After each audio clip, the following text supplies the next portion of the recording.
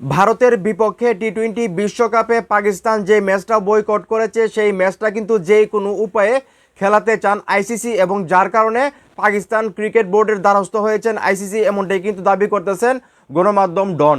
এবং আমরা যেটা জানি, বাংলাদেশকে সাপোর্ট দিয়ে কিন্তু পাকিস্তান ক্রিকেট বোর্ড বা পাকিস্তানের সরকার ভারতের বিপক্ষে যে ম্যাচটা হবে টি-20 বিশ্বকাপে সেই ম্যাচটা কিন্তু বয়কট করে ফেলেছে, যার কারণে অনেকেই ধারণা করছেন যে আইসিসির প্রায় 6,000 কোটি টাকা প্লাস লস হতে পারে এই একটা ম্যাচ থেকে। তো এটা নিয়ে কিন্তু আইসিসি খুবই টেনশনে আছে।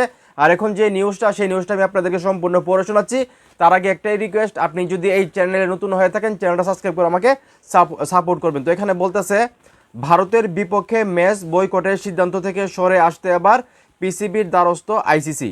বিসিসিআইয়ের নানা সময়ের গোয়ারতুমি ঢাকতেই মহসিন নাকবির বোর্ডকে আড়ালে তোষামুদি করেছেন ক্রিকেট নিয়ন্ত্রক সংস্থা।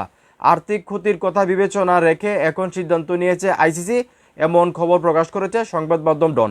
মানে আমরা সবাই জানি আইসিসিকে আসলে ভারত ক্রিকেট বোর্ড চালায়। তো ভারত ক্রিকেট বোর্ডের জন্য কিন্তু আইসিসি পাকিস্তান ক্রিকেট বোর্ডকে নানা সময়ে অসম্মান করেছে, বাংলাদেশকে তো করলোই, যেখানে বাংলাদেশ অলরেডি টি-20 বিশ্বকাপ থেকে আসলে বাদ পড়ে গেছে।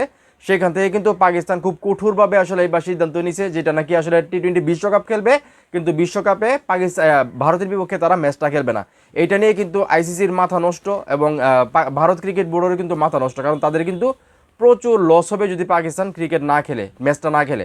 সেইখান থেকে কিন্তু এখন আইসিসি আসলে যতটুকু সম্ভব তারা চেষ্টা করতেছে পাকিস্তানকে এই ম্যাচটা যে কোনো উপায়ে খেলানোর জন্য। তো এখন এই মুহূর্তে যারা আমার এই ভিডিও দেখতেছেন, এই যে আইসিসি আসলে পাকিস্তানকে খেলানোর জন্য এত চেষ্টা করতেছে, সেটা যদি পাকিস্তানের জায়গায় অন্য কোনো দেশ হইতো, সেটাকে আইসিসি করতো। আপনাদের কি মনে হয় সেটা অবশ্যই কমেন্ট করে জানাবেন। ভিডিওটা ভালো লাগলে অবশ্যই শেয়ার করবেন।